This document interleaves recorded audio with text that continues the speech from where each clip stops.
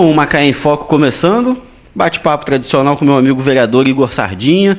Começou o recesso, deu uma descansada e hoje de volta aqui às atividades, tanto as atividades parlamentares internas, quanto também as atividades aqui na televisão, nas entrevistas, a gente conversando, Igor. Ultimamente a gente não tem tido muito tempo, porque eu sei que a sua batalha é grande em fiscalizar o executivo, né? Pedro, na realidade, para a gente, primeiramente, mais uma vez, é motivo de muita alegria estar participando aqui do programa, até porque ter essas oportunidades, tanto nas TVs, quanto nas rádios, quanto nos jornais, é importante para a gente até estar prestando conta, dizendo como está sendo a atividade parlamentar, como está sendo o trabalho. Então, com muita alegria aqui, a gente volta a participar do programa, falando e relatando o que a gente acredita que são as obrigações e é o papel do vereador, que é o trabalho legislativo de você criar leis que venham a beneficiar e melhorar a vida das pessoas, e você também cumprir com outro papel tão importante quanto, que é você fiscalizar o poder executivo. E a gente vem buscando fazer isso de forma bastante transparente, bastante eficaz. Então é importante essa oportunidade para a gente estar falando um pouquinho sobre isso. Bom, correto, Igor. Você era o líder de bancada do PT, a gente falou aqui, depois você se retirou, aí você passou para a oposição, fazendo uma oposição construtiva dentro do plenário da Câmara, também faz parte da mesa diretora na Secretaria da Câmara. Então, é uma situação que você realmente adotou ao longo do governo. Esses primeiros 6 meses do governo, teve paciência, esperou, mas viu que algumas coisas não estão andando conforme o prometido na campanha do atual prefeito, doutor Aloysio. Realmente, eu tenho visto que a cidade está bem florida, bem cuidada em alguns pontos, mas ele ainda está precisando acertar com a equipe dele muitas coisas. E você apontou determinadas coisas, como a questão de concurso, para chamar quem passou, teve o veto na questão da CIT, também é o monopólio, é uma coisa já herdada, antiga, mas que a gente pensou que ia ser solucionada, que o mesmo prometeu que seria solucionado, mas por enquanto nada, muito pelo contrário, aumentou o subsídio do recurso da passagem, entre outras tantas coisas que vão acontecendo, e um pouco também, acho que de revanchismo na questão das caixas d'água. Você apresentou, e aquilo ali foi muito chato, porque ter um veto na questão da CIT, enfim, uma questão política, uma questão grande, mas depois você descontar na caixa d'água, acho que ficou chato, que aquilo ali era um benefício para a população totalmente, não que os outros fatos não fossem, mas eu queria que você explicasse um pouco tudo isso que vem acontecendo, entendeu? Numa linguagem que a gente faça a população entender bem. Pedro, o que acontece é o seguinte, você é um amigo e um parceiro que vem acompanhando a nossa trajetória de muito tempo. Então nós temos, quando eu falo nós, eu digo porque toda essa construção ela não é feita por uma pessoa, ela não é construída só por mim, ela é construída por um grupo assim, muito grande, de pessoas que, não só as que são diretamente envolvidas com o mandato, mas outras que fazem parte desse grupo, trabalham com suas questões, outras questões profissionais, mas que são parte integrante, constroem esse caminhar. Então, por isso eu falo a palavra nós.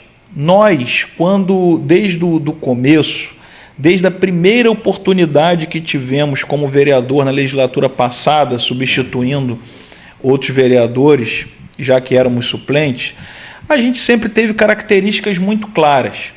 E uma dessas características que muito nos orgulha é a característica do seguinte: independente, Pedro, de ser oposição ou ser situação, nós somos vereadores da população de Macaé. Essas questões políticas, elas não podem se sobrepor à missão e à obrigação que temos como vereador. E, na realidade, o que aconteceu foi que, logo no início das atividades parlamentares, das atividades legislativas, ficou muito claro que o Executivo ele tem uma dificuldade muito grande de lidar com essa questão, de lidar com o contraditório, de lidar com a crítica, por mais construtiva que ela seja. E isso foi tornando uma forma impossível de se manter uma relação, uma parceria política. E o grande fio desencadeador de todo esse processo que nos levou a hoje ser o único vereador de oposição na Câmara ao atual governo foi exatamente na discussão em relação ao transporte público do município de Macaé. O primeiro projeto de lei enviado pelo governo municipal à Câmara foi instituindo o valor do subsídio, o que fez com que a passagem no início do ano fosse aumentada a R$ 3,16, mas que a população na roleta pague R$ 1,00 e o governo passasse a pagar R$ 2,16. Pedro, na época nós votamos favorável ao subsídio, a matéria passou por unanimidade, mas nós fizemos algumas críticas e algumas emendas, no sentido de melhorar o projeto de lei. Até o vereador Amaro Luz também fez, né? Também conversou, falou também no plenário. Eu achei que foi bem interessante, porque os vereadores na época não tiveram tempo de apreciar muito a matéria que o Executivo mandou. Então foi feito o pedido para que votassem favoráveis, dessem um crédito ao governo. Isso foi feito, acompanhei ali de perto. E, posteriormente, cada vereador poderia fazer uma emenda, poderia fazer alguma coisa, enfim, para adaptar melhor a ideia toda. Mas depois não foi bem assim que continuou, né? Na realidade, o que aconteceu? Todo mundo estava estudando o projeto para apresentar as emendas e o governo forçou a barra porque queria votar aquilo logo para instituir imediatamente o subsídio. Então, as emendas foram rapidamente concluídas, protocoladas, votadas e aprovadas. Então, eu tive 3 emendas, o vereador Amaro teve 1 emenda. Eu fiz uma crítica muito contundente, Pedro, ao valor real da passagem. É uma crítica que eu faço desde a outra administração. R$1, bacana, importante a população pagar R$1, mas é injustificável Macaé ter uma passagem de R$ 3,16, que agora caiu para 13,4 com a desoneração dos impostos federais que a presidenta Dilma deu. Que nada tem a ver com o município. Que nada tem a ver com o município. Então, assim, temos uma das passagens mais caras do país, considerando o valor real. Fizemos essa crítica e fizemos algumas emendas fundamentais para tornar esse processo mais transparente, Pedro. Nós fizemos uma emenda, primeiro, que queria que a Câmara, como poder fiscalizador, tivesse acesso às planilhas da CIT, as planilhas que a CIT obrigatoriamente apresenta à Prefeitura. Para justificar esse valor da passagem, a gente queria que na lei tivesse, que fosse obrigado, que fosse também mandado para a Câmara, para o vereador fiscalizar e entender o que é isso. Queríamos que a outra planilha, que aqui é utilizada para efeito de cálculo do pagamento mensal, porque para a população entender o que acontece. Para cada morador que vai de um ônibus, a gente já falou aqui, o morador paga R$1, a prefeitura R$ 2,16. No final do mês, para efeito do pagamento total mensal, a CIT ela tem que enviar à prefeitura uma planilha dizendo tantas pessoas andaram de ônibus, então calculem, tantas pessoas vezes 2,16 é igual ao que você tem que me pagar no mês.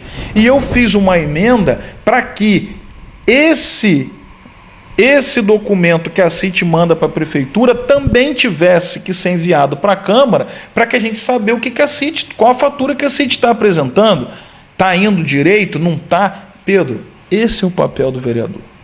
É fiscalizar, é tornar esse processo transparente. Isso nós fizemos em fevereiro. Hoje, em todo o país, estouram manifestações pedindo para que aumentem a fiscalização, para que seja dada transparência nessas relações das prefeituras com as empresas de ônibus, discutindo esses valores reais da passagem. E o nosso mandato, com muita tranquilidade, hoje, fala das manifestações, porque a gente já fala isso há muito tempo. E, infelizmente, foi exatamente essa discussão no início do ano que o prefeito, demonstrando num sentido totalmente contrário ao que dizia na campanha, o prefeito chega e vetou as emendas, não dando transparência a essa relação e fazendo com que dali se iniciasse uma crise e uma dificuldade política de se relacionar. Porque eu não vou deixar, Pedro, de trabalhar e de cumprir meu papel porque o governo assim entende que não deva ser feito. E também acho que é bom deixar claro que você, em momento algum, você está pedindo que a passagem não seja R$1.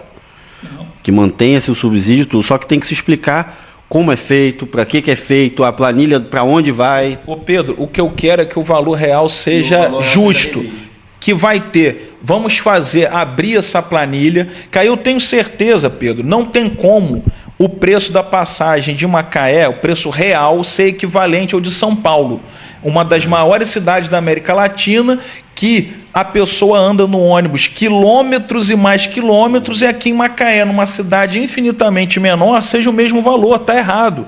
Então, que tenha subsídio, mas que, não, fizemos os cálculos corretos e o valor real da passagem é R$2, é R$1,80, e a prefeitura que vai subsidiar, é R$1,80, os 80 centavos, vai manter R$1, subsidia 80 centavos, e não 2,16, porque esse dinheiro poderia estar sendo investido em outra pasta, em outra área, em saúde, em educação, se nós tivéssemos aqui o valor condizente com o tamanho desse município, condizente com quanto que esse ônibus anda. Então, são essas questões que desencadearam todo um processo de desgaste que culminaram na ida nossa para a oposição. Então, hoje, a gente, com muita tranquilidade e podendo conduzir o nosso trabalho de forma de podendo olhar no olho com o eleitor, que o eleitor vai lembrar que tudo que estamos fazendo hoje é o que nós prometemos na campanha, é o que fizemos na legislatura passada. Não estamos, como o atual governo, agindo de forma contrária ao que foi dito na campanha.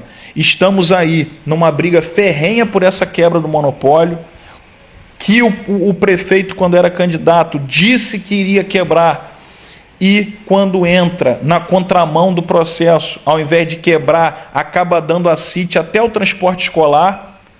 Ainda teve esse adendo. Dá declarações na imprensa que o contrato vai ser respeitado até 2015. Não. O contrato vem sendo desrespeitado pela CIT já há muito tempo.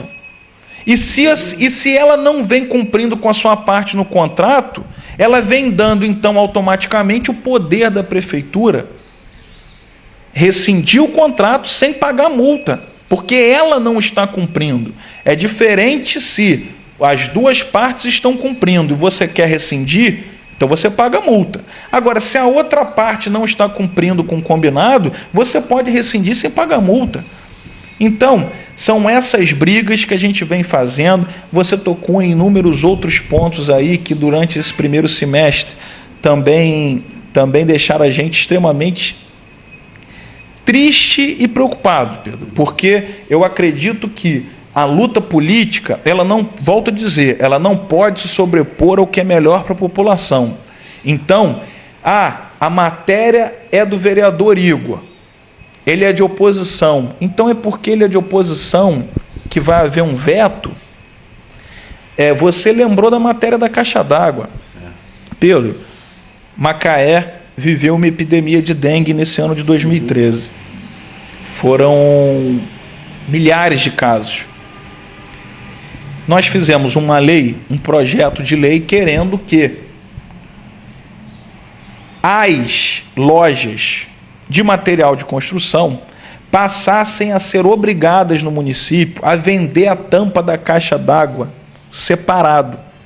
Porque você pode circular pelas lojas que você vai perceber que só vende a caixa com a tampa. E um dos grandes vilões no combate à dengue é a caixa d'água sem tampa, porque venta-se muito, voa... Macaé é uma cidade que venta muito, que causa realmente esse problema. Quantas vezes eu vou andando aqui, às vezes passo a pé pela Aroeira, ou então no Parque Aeroporto, quando vou fazer alguma matéria, Quantas vezes ou até andando de carro, já fui surpreendido por alguma tampa de caixa d'água rolando na rua. Isso é uma coisa que é corriqueiro, não é uma coisa que acontece uma vez ou outra, não. É constante. E normalmente a pessoa está trabalhando, isso, aquilo, perde-se a tampa da caixa d'água. Depois larga de qualquer jeito e fica lá. Muitas vezes a pessoa nem percebe que perdeu a tampa da caixa d'água, é a verdade. Só vai perceber quando tiver com dengue, que isso, que aquilo, que vai um fiscal, e aí já era. E aí o prejuízo para o município é muito maior, porque tem que tratar o doente pela dengue, tem que isso, tem que aquilo, poderia ser evitado ali no núcleo, no início. E tem também quando a pessoa às vezes acha a tampa, mas com impacto, a tampa quebrou, aí bota ela quebrada, enfim. Queríamos, com um projeto de lei aprovado, que nós dessemos a chance de, principalmente o cidadão com menor poder aquisitivo, que ele tivesse a facilidade de comprar a tampa da caixa. Porque o que acontece? Aquele cidadão, ele chega, teve o problema com a tampa, vai na loja de material de construção, chega lá e fala, não, eu só vendo o kit completo. Kit completo para ele não serve, porque a caixa dele está lá intacta. Ele não tem dinheiro para comprar aquilo tudo e não tem porquê, ele não quer o produto de forma completa. E o projeto de lei dava exatamente essa oportunidade, a tampa separada. Só isso. Aprovamos na Câmara, por unanimidade. Certo. Todos os vereadores aprovaram. O projeto seguiu para o prefeito, que vetou. O processo, o projeto, quando é vetado, ele volta para a Câmara votar o veto. E aí foi dada a orientação do governo para que os vereadores mudassem o posicionamento e mantivessem o veto.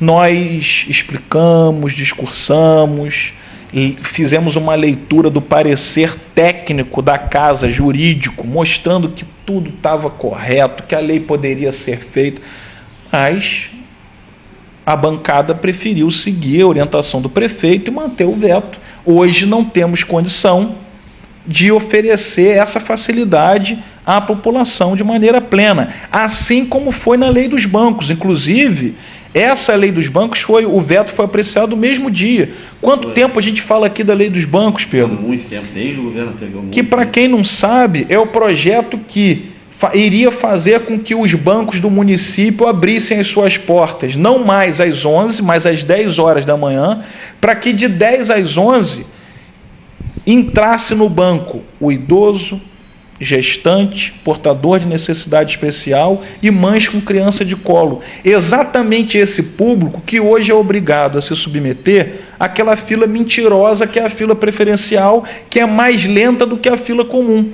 Então, para que a gente conseguisse oferecer um atendimento verdadeiramente preferencial, o banco ia abrir 1 hora mais cedo e nessa 1 hora só eles poderiam entrar no banco. Depois, a partir das 11, todo mundo pode entrar, a fila preferencial existindo como é hoje, mas sem aquele fluxo de pessoas, porque a grande maioria já ia ser atendida de 10 às 11. Pedro, com um projeto também com pareceres jurídicos amplamente favoráveis, dando atestado de constitucionalidade, e o prefeito vetou. E eu falei na Câmara, está colocando a disputa política acima do que é o melhor para a população. E isso é muito ruim. Isso é... Quando a gente para analisar essas coisas, Pedro, com um olhar mais global, são por essas e outras que a população vai às ruas e se revolta cada vez mais com a classe política. É por isso que nós, políticos, temos cada vez mais dificuldade de termos crédito com a população. Tá em xeque, credibilidade, porque como que você vai conseguir explicar para um cidadão macaense que não quiseram aprovar uma lei para o deficiente entrar no banco 1 hora mais cedo para ele ter um atendimento preferencial? O cara fala, poxa, que briga política é essa que esquece, que faz com que eles esqueçam que eles estão lá para trabalhar e para legislar e para executar o que é melhor para a gente. Então, esse semestre foi marcado por esses acontecimentos lamentáveis. Por uma postura do governo em relação à CIT e ao transporte público completamente contrário do que foi dito na campanha, fortalecendo a empresa, não querendo quebrar o monopólio e ainda colaborando para a falta de transparência e de controle social. E por esses posicionamentos, onde não aprova o que é melhor, onde impede. Poxa vida, teve uma denúncia de várias mães que tiveram seus filhos submetidos à unidade pediátrica aqui no antigo fórum. Foi servido a eles comida estragada na unidade pediátrica. E hoje a gente tem as redes sociais que tudo rápido. Que papel importante tem as redes sociais hoje. Faz com que a informação, ela, sem precisar que o dono do jornal publique, que o cara da rádio queira botar lá para falar, ela vai na conta dela no Facebook, coloca lá a foto, faz a denúncia. E várias mães colocaram aquilo. Nós fomos para a Câmara, poxa, quero fazer um requerimento. Vamos convocar. Não foi nem convocar, vamos convidar o secretário de saúde para que ele venha aqui dar explicações do que é isso. Que absurdo é esse? Não deixaram. Derrubaram o requerimento para o secretário não ir lá se explicar. O governo não queria que o secretário fosse lá. Então, Pedro, foi marcado por essa falta de transparência, por colocar essa poeira por debaixo do tapete, por colocar a disputa política acima do que é melhor pela população e por blindar a CIT, por fugir da promessa do quebra do monopólio. Então, assim, num resumo rápido, eu acho que foi o que marcou. E nós fazendo o nosso papel de cobrar, de questionar, de fiscalizar e de propor. E é o que a gente está fazendo. Bom, correto, Igor. Eu vou encerrar por aqui, mas antes eu já vou deixar uma promessa que na próxima semana a gente vai conversar sobre a questão dos concursados, que a gente não tocou no assunto aqui, mas eu acho que é um assunto que, como ele é um assunto de trás e ainda vai para frente, é um assunto que a gente ainda tem que falar, acho que a gente vai ter que dar um tempo a mais, agora não vai caber esse tempo. Deixa eu só, Pedro, te agradecer por você ter lembrado, não vou me alongar aqui para que a gente fale no próximo programa, mas reafirmar aqui o meu compromisso com os concursados. Porque é outra questão que me causa surpresa. Também foi sempre dito na campanha o respeito ao servidor, aquela coisa toda, e o governo vem dando inúmeras sinalizações da vontade de não cumprir com o que a lei exige em relação ao concurso público. E o nosso mandato, a gente vai desenvolver as ideias e passar para a população de maneira mais clara no próximo programa, mas a gente vai continuar a batalha em prol do direito dessas pessoas de assumirem as suas funções e as suas vagas no concurso público, porque é outro absurdo que está acontecendo. Bom, correto, Igor. Eu vou ficando por aqui, mas antes de mais nada, prefeito, doutor Aloysio, sempre tive uma grande estima pelo senhor, tenho grande estima, conheço bem, já faz tempo, enfim, a gente sempre parou para conversar. Hoje em dia não por causa das atribuições de prefeito numa cidade que é complicadíssima como Macaé, mas um pouco mais de atenção, deixar um pouco a politicagem de lado. Às vezes tem algumas pessoas que falam demais no ouvido da gente, que conversam, que isso, que aquilo, a gente vai se levando. Peço que o senhor tenha um pouco mais de paciência. Está convidado para também sentar aqui ao meu lado, fazer uma entrevista, esclarecer algumas coisas, responder tudo aqui que o Igor falou, porque às vezes pode ter um secretário A, B, C, mas a gente quer saber do prefeito, realmente, diretamente. Está em aberto o espaço para você conversar aqui com a população. Sabe que sempre foi meu convidado, algumas vezes lhe entrevistei, a gente teve essa oportunidade, mas tem que se fazer muito mais por Macaé. Foi aquilo que eu falei, você foi eleito pela mudança, pelo crédito da população, recebeu um cheque em branco da população, então a cobrança é a maior que qualquer prefeito que já assumiu essa cadeira está tendo. macaéemfoco@hotmail.com. Até breve.